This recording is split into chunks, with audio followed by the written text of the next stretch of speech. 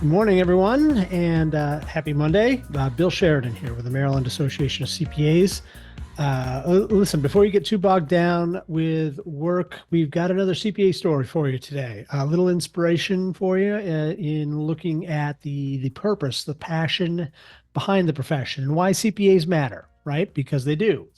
Um, my guest this week is Maxene Bardwell. Maxine is Assistant Inspector General in the Office of the Inspector General for the Washington Suburban Sanitary Commission, which is one of the largest water and wastewater utilities in the United States.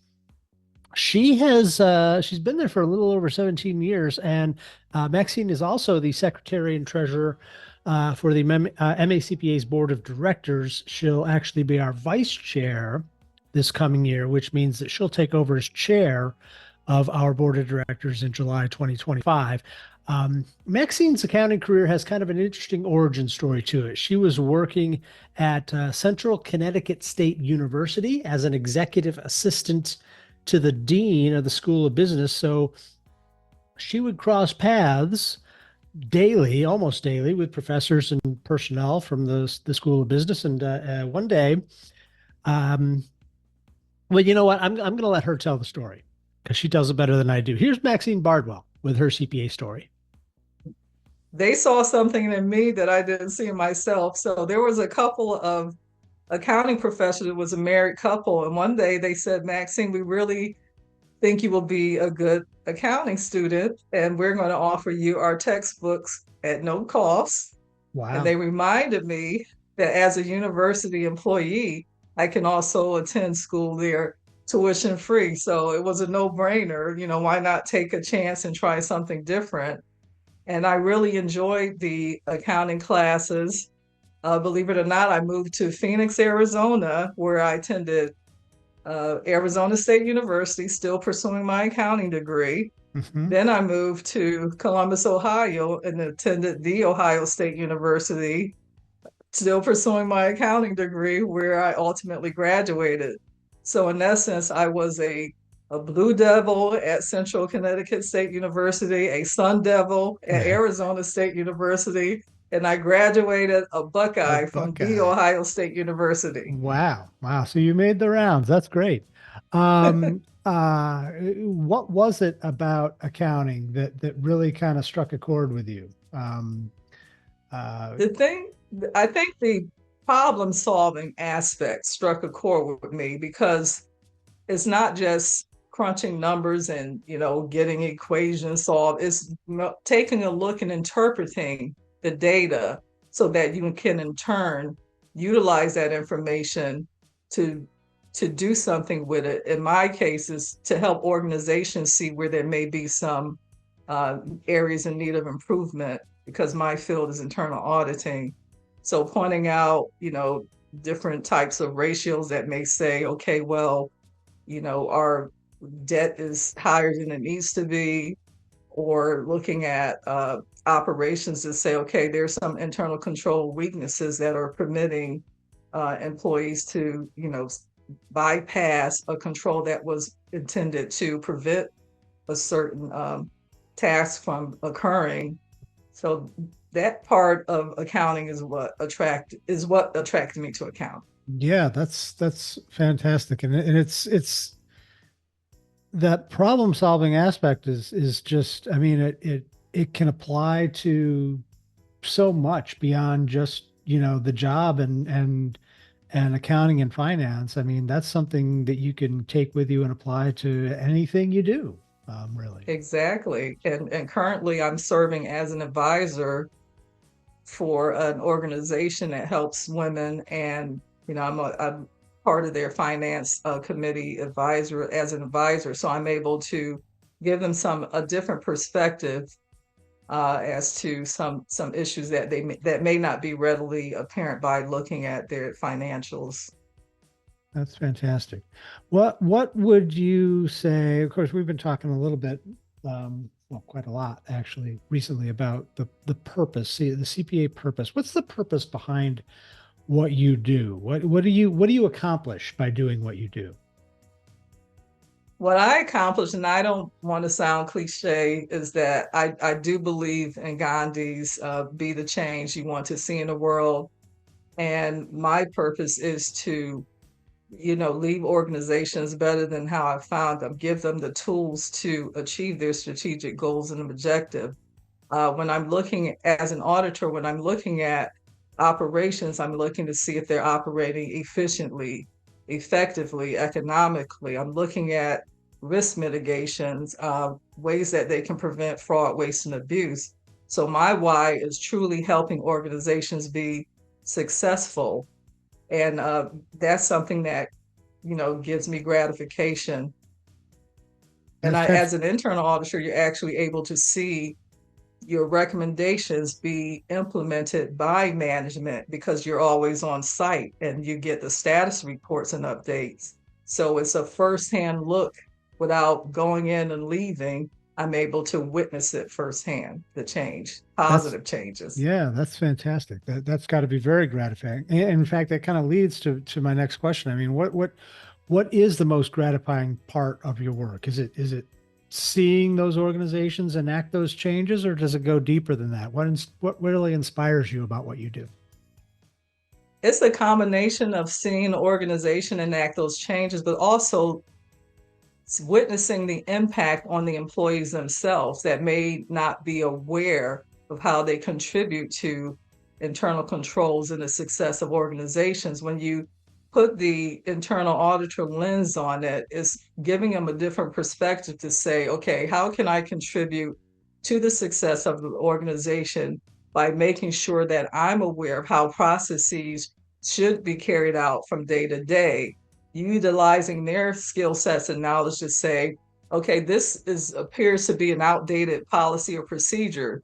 Perhaps I can bring that to, my supervisors or managers' attention and say, okay, this is outdated. We should take a look at it to bring it up to current what's actually taking place, because that's where we see a lot of the internal controls weaknesses. So I would say educating or bringing awareness to the employees as well as helping organizations achieve their corporate objectives. So, Maxine, if you were faced with, let's say I'm a high school student or a college student, kind of, struggling to figure out what I want to do, where I want to go in life, what do I want to study, or where my interests lie, what would you tell me about accounting?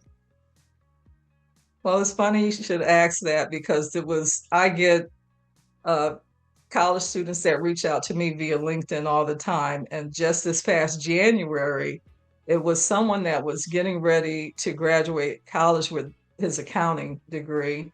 And he had listened to a podcast where I was a guest on. It's called Where Accountants Go, which is, perfect for this interview. And he heard me talk about my 20 plus years in internal auditing. And he felt that that would be an area that he would be interested in pursuing as well. So I gave him some insight as to what I spoke about earlier, how I really feel that I'm contributing to the success of organizations, adding value with the recommendations, and that the day-to-day things that internal auditors do is never the same. We don't have to deal with routine things like month-end close. We're looking at organizations that we undertake where we become we're utilizing our accounting skills, our interviewing skills, our analyzing skills, our observation skills, and our investigation skills. So there's a number of a toolkit that you use to be a successful internal auditor. And I think he said that that was something that he would like to do because he didn't want to have a routine type of career and just having the excitement. There could be an emergency that arises where internal auditors are called in to, either investigate or audit.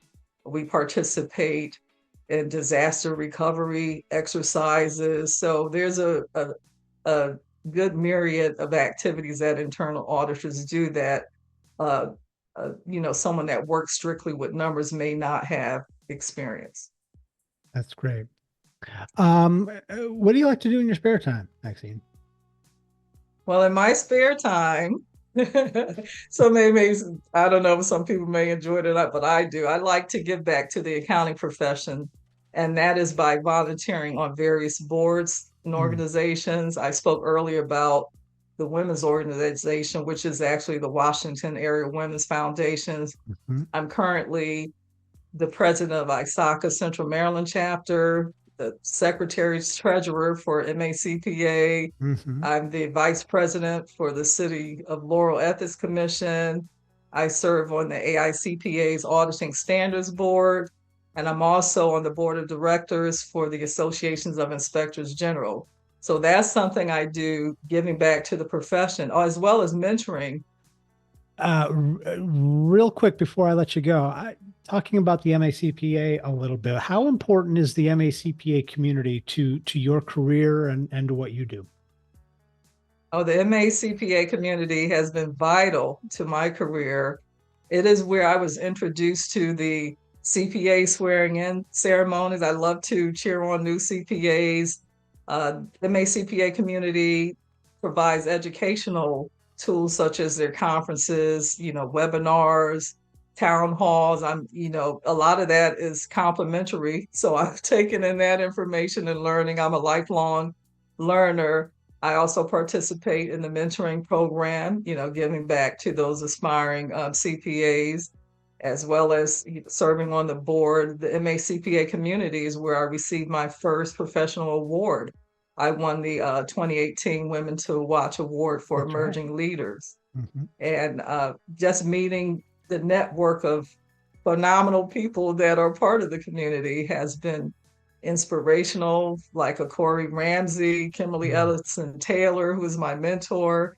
And it just inspires me to see people, all people, but people that particularly look like me, be successful as accountants and CPAs. That lets me know that there is opportunity for everyone, and that inspires me. Great stuff there from Maxene Bardwell. So glad that she could take the time out of her busy schedule to be here with us this morning. Thanks, Maxine. We want to hear from you as well. Head on over to macpa.org/y-CPA and share your story with us as we try to offer a little bit of inspiration to the next generation of accounting and finance professionals.